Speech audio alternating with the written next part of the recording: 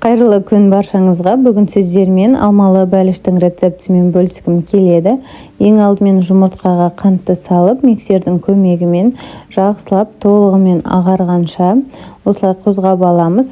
Одан соң жанынан сұйық майды қосамыз. Тағы да 2 минуттай араластырып, айранды құямыз. Тағы да араластырамыз жақсылап.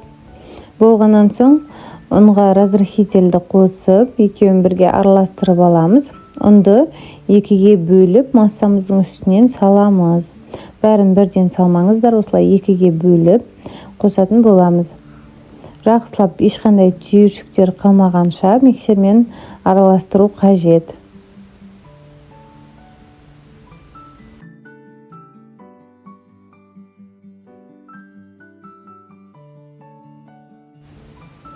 Міне бізді массамыз көріп тұрғандарыңызда ешқандай түйіршіксіз болып шықты.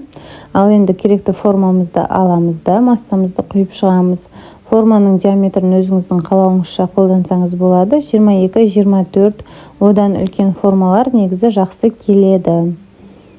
Енді үстінен алманы салып шығамыз. Және де кесілген құрманы саламын. Ол құрма міндетті емес, қаласаңыз басқа жеміске ауыстырсаңыз болады. Орнына қарақат секілді жидектер қоссаңыз болады. Ал енді бетіне присыпкасын дайындаймыз. Ол үшін майға қантты ұнды қосып, жақсылап араластырып, біріктіріп алатын боламыз. Бұл жерде негізі қолмен жасасаңыз оңайырақ болады. Міне бізде осындай болып шығады. Ал енді пирогымыздың үстінен барлығын сеуіп шығамыз. Барлық жеріне жеткізіп, осылай дайындаймыз. Ал енді 180 градуста 40 минут пирогымызды пісіріп аламыз. Міндетті түрде 40 минут пісіріңіз, және де ағаш таяқшамен піскенін тексеру қажет. Егер де пирогыңыз күйіп жатса, градусын кішкене төмендетіп, тағы да біраз ұстап, арасын толықтай пісіріп алсаңыз болады. Негізі 40 минуттың ішінде осылай арасы жақсы болып пісіп шығуы қажет.